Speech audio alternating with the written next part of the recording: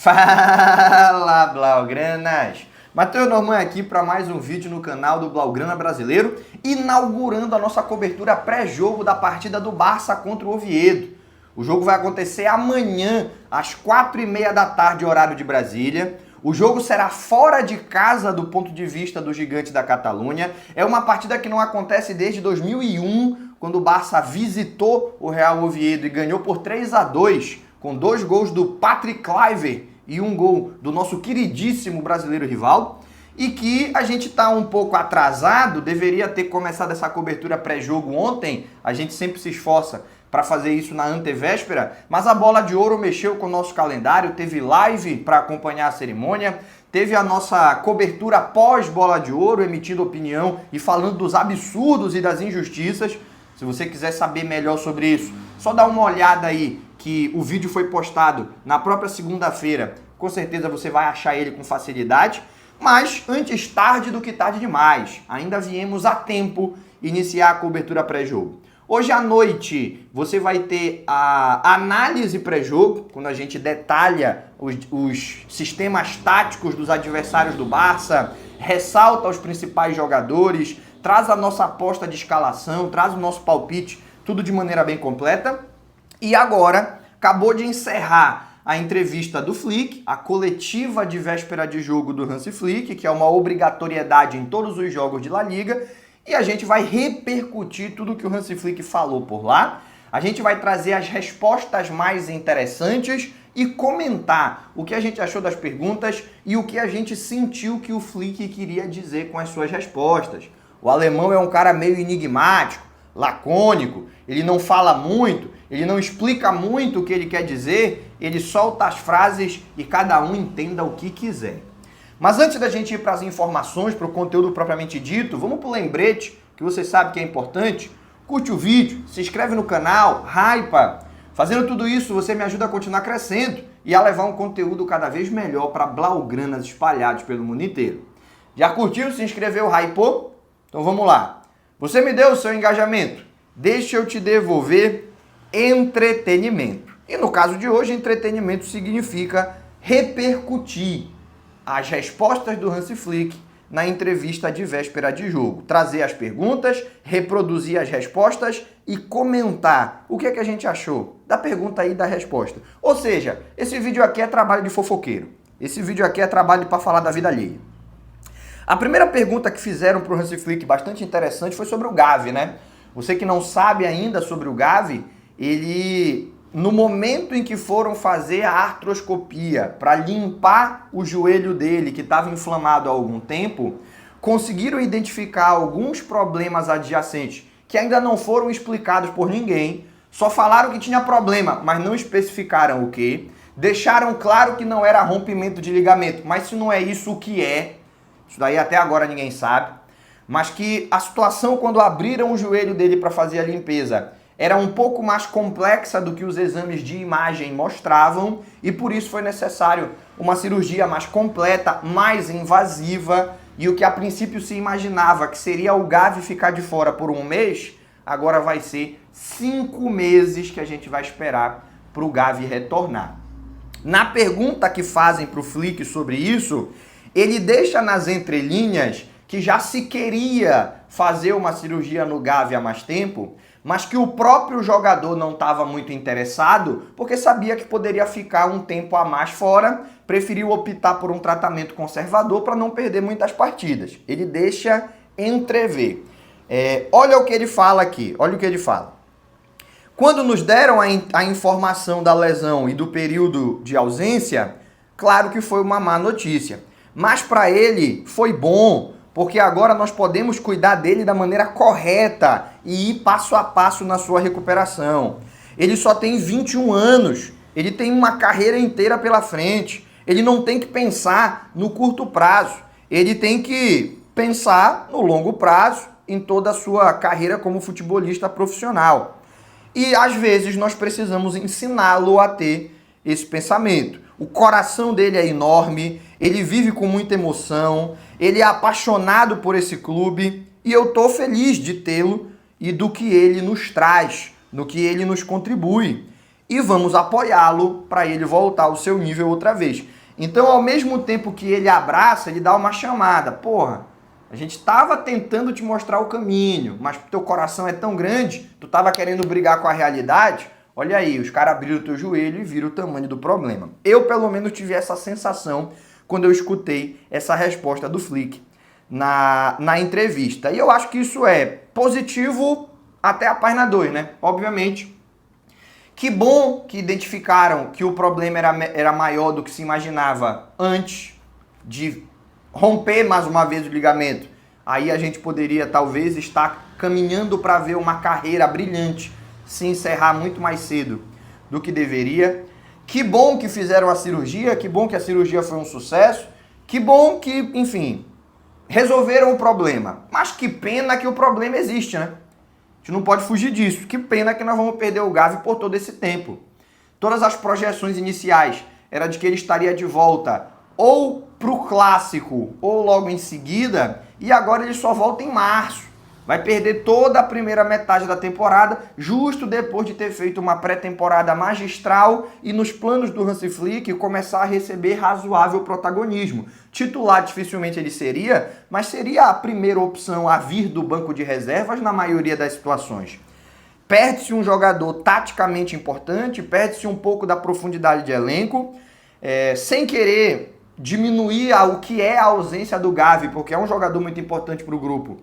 Mas a gente ter o Casador, o Bernal e o Fermin nos permite rodar um pouco esse elenco sem que o nível caia, mesmo com a ausência do Gavi, mas se tivesse ele era melhor ainda. Então, do ponto de vista do planejamento do clube, talvez essa perda ela não seja tão sentida, a gente não tenha pontos escorrendo pelas mãos e depois fazendo o diagnóstico. Pô, isso aí foi a ausência do Gavi. Dificilmente vai acontecer isso, mas do ponto de vista emocional é muito ruim, cara. Todo mundo da torcida e de dentro do clube tem um carinho especial pelo Gavi e a gente gostaria de vê-lo jogando o máximo possível. Outro jogador que perguntaram sobre a situação física para o Hansi Flick foi o Yamal. O Yamal que voltou da data FIFA com um problema no pubis e que o Barcelona está tomando todo o cuidado para que a sua recuperação seja completa. Para quê? Para devolver ele para a seleção espanhola na próxima data FIFA. Então ele lesiona na data FIFA de outubro, o Barcelona trata, a Espanha convoca de novo na data FIFA, ele lesiona na data FIFA de setembro, o Barça faz o tratamento, a Espanha convoca novamente na data FIFA de outubro, devolve lesionado, o Barcelona faz o tratamento e aí tem a data FIFA de novembro, olha que lindo. Então é torcer para haver um discernimento que até hoje a Federação Espanhola não demonstrou, de entender que o jogador está precisando de um período de readaptação. Não é porque ele está apto que ele está 100%. Não é porque dá para colocar ele no jogo sem ele precisar de muleta que tu é obrigado a colocar ele no jogo. Tomara que tenham esse discernimento e dispensem ele da data FIFA de outubro, porque o retorno do Yamal deve acontecer contra o PSG. Depois da partida contra o PSG, você tem o jogo contra o Sevilha e aí é data FIFA. O maluco, provavelmente, quando a data FIFA, a convocação acontecer, não vai ter jogado 90 minutos. Ele vai ter entrado no final do segundo tempo de 2 jogos. Tomara que haja o discernimento de não convocá-lo, porque é ridícula a postura da Federação Espanhola, especialmente quando o assunto são jogadores do Barcelona, porque o Fabián Ruiz foi dispensado, mandaram de volta para o PSG. E o Lamine Yamal não, teve que jogar com analgésicos, com infiltração. E o pior de tudo é a postura pós-fato, né? Ah, mas a gente não sabia que ele estava com dor. Puta que o pariu. Perdão a palavra. Como que não sabia? Eu sabia, você que me acompanha sabia. A gente trouxe a notícia que o Yamal, entre o jogo contra a Bulgária e o jogo contra a Turquia, ele estava com problemas físicos. O mundo inteiro noticiou. O Yamal não treinou por conta de dores entre o jogo contra a Bulgária e o jogo contra a Turquia. Como que a federação não sabia? Todo mundo sabia, pô. É óbvio que sabia. A famosa canalice. Ah, não, mas aconteceu. Ai, que pena, eu não queria. Foi culpa sua. Pare de ser canalha, assuma o seu BO. Mas enfim, perguntaram sobre o Lamine Yamal e aí o Flick falou: eu conversei com ele ontem, ele tá muito motivado para ganhar a bola de ouro nos próximos anos, mesmo não tendo ganhado nesse. Ele estava muito feliz pelo Dembélé, ele disse que o Dembélé também merecia, ele aceita a decisão e ele está motivado para ser o vencedor nos anos posteriores. E ele vai ter a chance de ganhar. Eu gosto que os nossos jogadores estejam lá, porque significa que fizemos um grande trabalho na temporada anterior. O retorno dele falta pouco. Tem boa pinta. Né? Foi mais ou menos isso que o Flick usou uma expressão para dizer que a gente está muito perto de ter o Yamal de volta, a gente está observando ele está treinando, está indo para campo, está treinando com bola e tem boa pinta positivo, que ele estará em breve de volta. Mas qual vai ser o jogo que ele vai voltar? Perguntaram pro Flick. O Flick falou, não, eu não vou colocar uma data fechada. Pro jogo de amanhã ele não vai estar e dependendo das sensações ele vai voltar nas partidas seguintes. Então o Flick ele deu uma escorregada aí, foi ensaboado. Não falou se é contra a Real Sociedade, se é contra o PSG, se é contra o Sevilha, mas vai voltar em breve. Provavelmente antes da data FIFA, dificilmente para jogar 90 minutos, porque apesar do sentimento do torcedor de que esse jogo contra o PSG é uma final, a comissão técnica tem que ter a frieza de perceber que não é. É a final que todos queriam assistir, mas não é a final da Liga dos Campeões. Se fosse temporada passada, o Yamal com esse mesmo problema, PSG e Barcelona, na final da Champions, ele ia pro jogo, esquece. Mas esse jogo, segunda rodada da fase Liga, é importante ter o mando de campo, terminar no top 2, é importantíssimo. Mas mais importante é ter o Yamal em condições para decidir as partidas naquela reta final. Não é um jogo decisivo, é um jogo atrativo. É um jogo legal, é um jogo interessante, todo mundo vai parar para assistir, mas não vai definir nada do que será a Liga dos Campeões.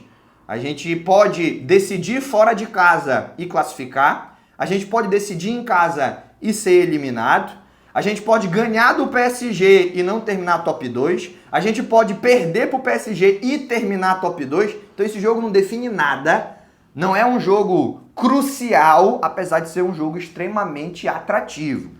Eu falo sobre essa partida contra o PSG, a mesma coisa que eu falei sobre a partida contra o Bayern de Munique temporada passada, que eu já percebi a galera trazendo uma conotação de final, e eu entendia pelos traumas de ter perdido para o Bayern de Munique tantas vezes nos anos anteriores, mas que no caso do PSG, essa conotação, ela existe, mas ela é menos chamativa, e ao mesmo tempo, falei lá e falo aqui, tem que ter frieza, discernimento, tomar a decisão pensando no título e não em vingança. E o Hansi Flick tem frieza para isso.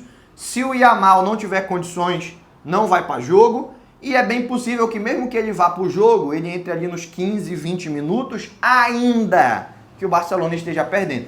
Porque não botou o Yamal antes? Porque o Flick não quer ser o campeão da taça ganhei do PSG na fase Liga. Ele quer ser campeão da Liga dos Campeões. Ele tem que tomar decisão pensando nisso. Perguntaram sobre o Pedri e a bola de ouro. A minha opinião eu já emiti num vídeo que foi ao ar segunda-feira. E aqui, se você quiser assistir, só pesquisar aí, dá uma olhada aí no canal que você vai achar. E aí perguntaram pro Flick, cara, o Pedri fora do top 10, que loucura. E aí o Flick não quis polêmica. O Flick tá cagando e andando pra bola de ouro, a realidade é essa. Se ganhar, ganhou. Se não ganhar, também não ganhou. Ele quer ser campeão da Champions, quer ser campeão da bola de ouro. E aí ele falou, quando é atacante, o foco é maior. Também é muito importante, ele não disse que é mais importante, mas ele disse que também é muito importante a sensação das pessoas. Por exemplo, o que disse o Scholes. O Scholes disse que o Pedri é, com folga, o melhor meio-campista da atualidade e é o seu jogador preferido. Depois da partida contra o Newcastle, ele fez um story falando isso. O que disse o Scholes, que foi um meio-campista lendário, também significa muito. O Pedri está num nível incrível. O Frenkie, o De Jong, também está num nível incrível. Eu estou muito feliz com o que eu vejo deles nos treinamentos, a qualidade com que eles treinam, o estado de ânimo deles é fantástico. O que eles fazem na partida, todos vocês conseguem ver. Então, esse estado de ânimo nos ajuda a continuar crescendo. Então tá, não ganhou a bola de ouro, terminou fora do top 10, é absurdo, beleza, mas esquece isso. O importante é que eles estão motivados, não só ele, mas o De Jong, que nem no top 30 esteve. Ele e o De Jong estão motivados, estão jogando bola pra caramba, estão treinando com afinco, estão com ânimo para ser campeão. É isso que é legal, é isso que é positivo. E aí perguntaram pro Hansi Flick, o que eu já vi muita gente falando em rede social e eu não concordo, tá? Eu não concordo. Eu acho que a galera tá exagerando. Mas perguntaram pro Hansi Flick sobre o Real Madrid, porque já tá rolando na mídia madridista, obviamente, e na mídia... nas redes sociais no Brasil e em outros lugares do mundo, já tá rolando o comentário de que esse Real Madrid pode bater 100 pontos, porque é um time que não tropeça, que ganha os jogos, é um time muito cascudo, é um time muito preparado, é um time que tá 100%, 6 vitórias consecutivas. Meu Deus do céu, Real Madrid, esse Real Madrid pode bater 100 pontos. Flick, o que você acha disso? E aí o Hans Flick falou, cara, eu não sei quantos pontos eles vão fazer. Tiveram um bom início. Na temporada passada, tiveram altos e baixos, bons e maus momentos. Nós também. Vamos ver como é que vai ser a liga, se ela vai ser como foi na temporada passada, de alternâncias, ou se vai ser de mais consistência. Vamos trabalhar para sermos consistentes, é só o que eu posso fazer. Eu tenho que focar nos meus jogos, eu não tenho que focar nos jogos do adversário. Eu acho que o Flick tirou um pouco um peso da pergunta para não entrar em polêmica, mas eu vou entrar na polêmica aqui junto com você. O Real Madrid, nossa, o Real Madrid. Cara, esse início, essas primeiras 6 rodadas, o Real Madrid tinha a obrigação de ganhar os 6 jogos, porque não tinha nenhum jogo tropeçável. O que, por tradição, a gente podia imaginar que talvez pudesse haver um tropeço, foi a visita à Anoeta contra a Real Sociedad. Mas aí quando a gente esquece a tradição e foca no nível atual da Real Sociedad, a Real Sociedad é um time que fez 2 pontos em 5 jogos. Real Sociedad não ganhou de ninguém e perdeu a maioria das suas partidas. Então vamos lá. Vamos pegar os últimos, 1, 2, 3, 4, os últimos 5 times. Os 5 piores times de La Liga até o momento. Girona, Mallorca, Real Sociedad, Oviedo e Levante. Dos 5 piores, Real Madrid jogou contra 4. Dos 5 piores, o Real Madrid só não jogou contra o Girona. Obrigação ganhar. Como o Barça teria obrigação de ganhar se fosse o caso. Quais foram as equipes um pouco mais ajeitadas que o Real Madrid enfrentou? Osasuna e Espanyol, que são equipes que fazem muitos pontos em casa, mas como visitantes sempre deixam a desejar. E esses 2 jogos foram justamente no Bernabéu. O Osasuna, que está em 13º, tem 2 vitórias e 3 derrotas, as 2 vitórias no El Sadar. E o Espanyol, que tem 3 vitórias, 2 empates e 1 derrota. As vitórias do Espanyol também costumam ser em casa. Então, você visitar o Osasuna e ganhar, cara, tá bonito. Você visitar o Espanyol e ganhar, aqui tem uma declaração de sucesso. Mas você ser visitado por eles, a sua obrigação é ganhar. Porque são equipes que fora de casa não jogam muito bem.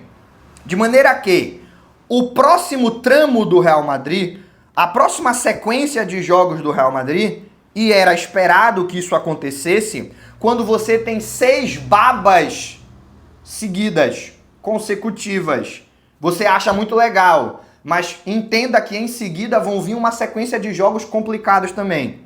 E o Real Madrid vai viver essa sequência agora, depois de 6 jogos menos exigentes, vem Atlético de Madrid, a viagem para o Cazaquistão, quase fronteira com a China, para jogar com o Kairat, Villarreal, Getafe fora, Juventus de Turim e Barcelona.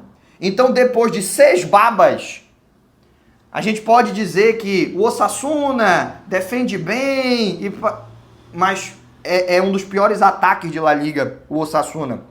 Jogando fora de casa. Não é um time muito muito forte. Não à toa, a temporada passada, quando a gente visita o Osasuna, a gente perde, num jogo em que a gente não viu a cor da bola. E no retorno, jogando em casa, apesar do jogo ter sido colocado no momento de volta da data FIFA, os jogadores do Barça desgastados, muito jogador tendo que fretar voo para chegar a tempo. Você lembra daquela confusão que teve? Do jogo que foi adiado pelo falecimento do médico do Barcelona. E aí quando foi remarcado numa data polêmica, porque os jogadores do Barcelona teriam dificuldade para se preparar. Você lembra disso?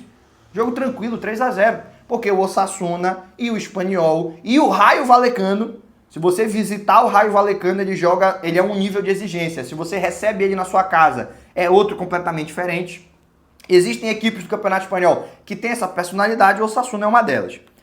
Então, depois dessas 6 partidas de menor nível de dificuldade, vem 6 partidas complicadas. Uma, não pelo nível técnico, que é o Kairat Almaty, mas pelo desgaste que a viagem vai gerar. Visitar quase a China cobra um preço no planejamento de recuperação física dos teus atletas que vai acontecer nas rodadas seguintes. Então você pegar Atlético de Madrid, viajar para a China, ou quase isso, receber o Villarreal, visitar o Getafe. Getafe fora de casa é uma baba, o Getafe dentro de casa é um time complicado de bater. Juventus de Turim e Barcelona, aqui a gente vai ver o que é o Real Madrid. É o Real Madrid que evoluiu ou é o Real Madrid que teve um início de menor exigência e por isso conseguiu acumular vitórias? Agora é que a gente vai saber, cara. É agora que a gente vai saber. Então, eu vou esperar esse tramo para emitir uma opinião. Se o Real Madrid está num outro patamar ou se ganhou nessa temporada as partidas que temporada passada também ganhava. Porque temporada passada o Real Madrid ganhou do Osasuna, ganhou do Espanyol, ganhou da Real Sociedad, ganhou do Mallorca em casa. Fora de casa teve problema com o Espanyol, com o Mallorca, mas em casa ganhou. E ganhou dos times da parte de baixo da tabela, dos times que estavam brigando para não cair. Evoluiu? Vamos ver. Porque temporada passada teve problema com o Atlético de Madrid, teve problema com o Barcelona, o Villarreal é um nível maior de exigência, o Getafe no Coliseu sempre é um teste complicado, é agora que a gente vai saber. Então eu não concordo com esse papo de o Real Madrid perderá poucos pontos. Eu ainda estou esperando para ver como que ele vai reagir nos jogos mais exigentes. Dos 5 últimos colocados, você jogou contra 4. Já é o suficiente para dizer que esse time vai perder poucos pontos? Ou quando enfrentar as equipes mais bem classificadas é que a gente vai poder emitir essa opinião? Eu penso nessa segunda opção. O Flick fugiu da polêmica, eu mergulhei nela de cabeça. Perguntaram pro Flick também sobre o Balde, ou Baldé. Vai jogar amanhã? Baldé vai tá para amanhã? Ele falou não, para essa partida ele não vai estar pronto. Mas vamos ver no domingo. Vamos ver como ele evolui. A gente está pensando em colocar ele para jogar no domingo, mas sem correr riscos. Quando não tiver risco, ele vai jogar. Amanhã não. Eu acho que tá certo. Por 2 motivos. Primeiro, o Oviedo, depois na análise pré-jogo a gente vai falar isso, é provavelmente o time mais fácil do Barcelona enfrentar. Ah, mas quando pegou o Levante teve dificuldade, mas tinha o gramado para atrapalhar. O Oviedo é um tapete. O estádio do Oviedo é um tapete, o gramado. O gramado muito bem cuidado. Ah, mas quando pega esses times debaixo da tabela, os times muito violentos, o Barcelona às vezes tem dificuldade. O Oviedo não é um time muito violento. Até teve 2 jogadores expulsos, mas nunca por jogadas violentas. Um foi por reclamação, ele tomou amarelo, ficou buzinando na orelha do árbitro, tomou o segundo. E o outro por um momento de desconcentração. Não é um time que faz muitas faltas. Ah, mas quando o adversário contra-ataca rápido... Essa época já até parece que ficou para trás, mas digamos que seja verdade. O Oviedo não tem velocidade nos contra-ataques. O Oviedo é um time que ele pode brigar ali contra as equipes debaixo da tabela para tentar sobreviver. E acho que vai fazer isso. Só que em 5 jogos fez 1 gol e tomou 8. Tem uma defesa fraca e tem um ataque pior ainda. É muito difícil da gente imaginar que com um gramado bom e sem recorrer à violência, ele vai conseguir competir com o Barcelona.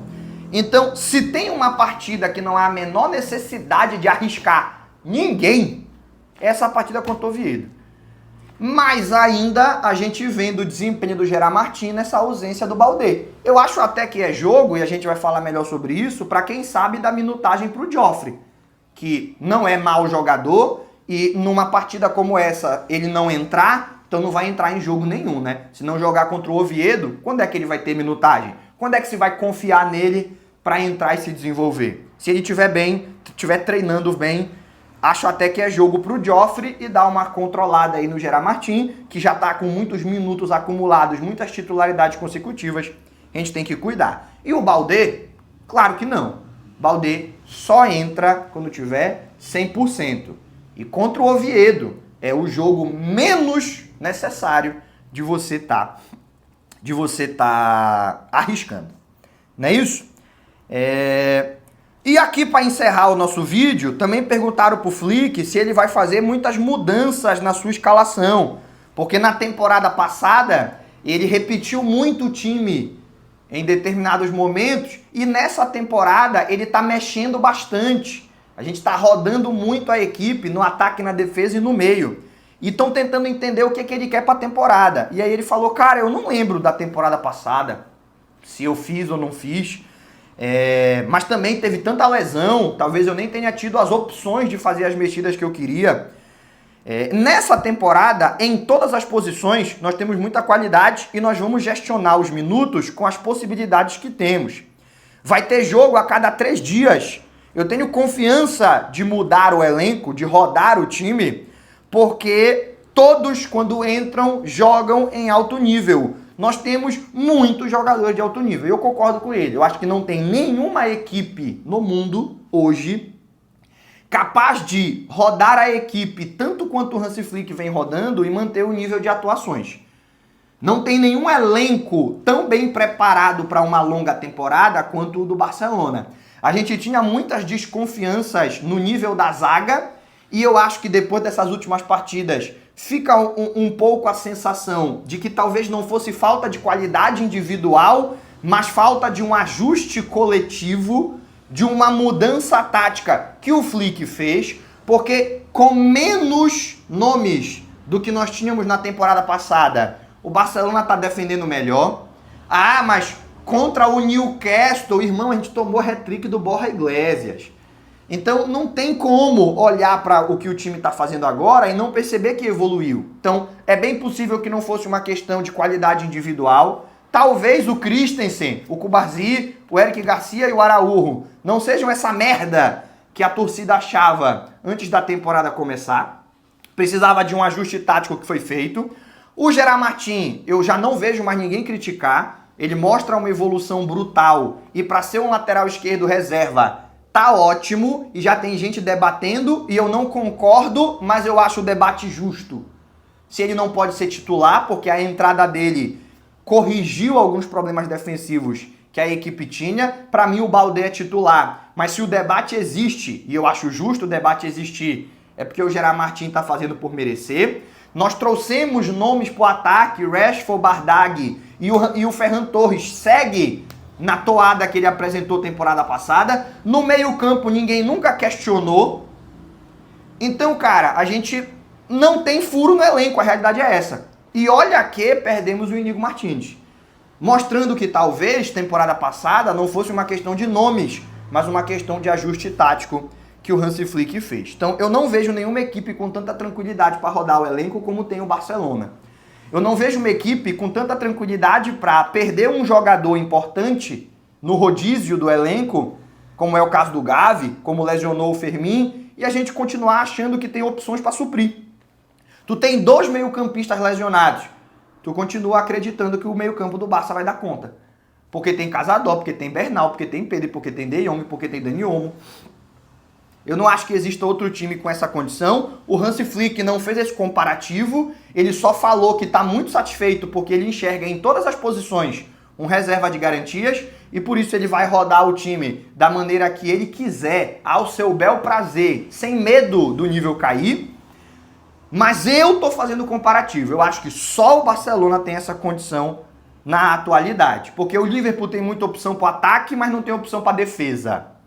O Real Madrid tem opção para defesa, mas não tem opção para o meio.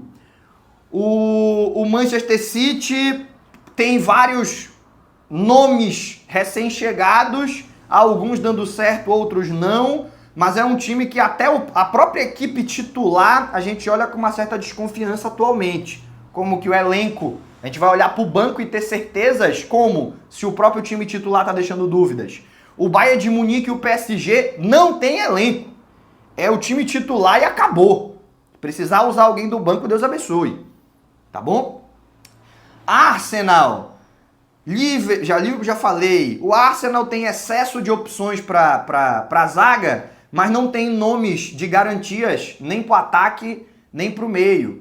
Sai o Saka, entra o Madueke. Muito complicado. Sai o Gyökeres, não tem quem entrar. Vai ter que improvisar o Mikel Merino, porque o Havertz está lesionado, o Gabriel Jesus também. E mesmo quando eles voltarem, não é um time, não são jogadores que a gente pode confiar muito, porque se lesionam demais, não estão no nível dos principais atacantes. Então, cara, assim, elenco é o Barcelona. Time titular tem 3 no mesmo nível. Barcelona, Liverpool e PSG. Elenco, a vantagem do Barcelona é grande. E o Hansi Flick fala sobre isso, mas comedido sem comparar, mas se ele não entra na polêmica, eu mergulho de cabeça. Eu faço a comparação. Para mim, o Barcelona tem o melhor elenco do mundo. Tá na hora da gente parar de achar que o erro que foi cometido com a camisa do Barça, ele vai ser sempre repetido e o erro cometido com a camisa dos outros times, ele nunca mais vai acontecer. Que é o que eu vejo muita gente fazendo, né? Muita gente tentando enxergar, se esforçando para enxergar a grama do vizinho, como sempre, mais verde. Não é isso? Meus amigos, o que eu tinha de informações e opiniões para compartilhar com vocês já acabou. Então a gente se encaminha para encerrar esse vídeo. Mas antes de eu me despedir, aquele lembrete, você sabe que é importante, falei no começo do vídeo, repito agora no final, curte, se inscreve, hypa. Você ficou até o final comigo, você gostou, curte, se inscreve, hypa. Fazendo tudo isso, você me ajuda a continuar crescendo e a levar um conteúdo cada vez melhor para blaugranas espalhados pelo mundo inteiro. Por hoje, a gente encerra. Aquele abraço e até o próximo vídeo.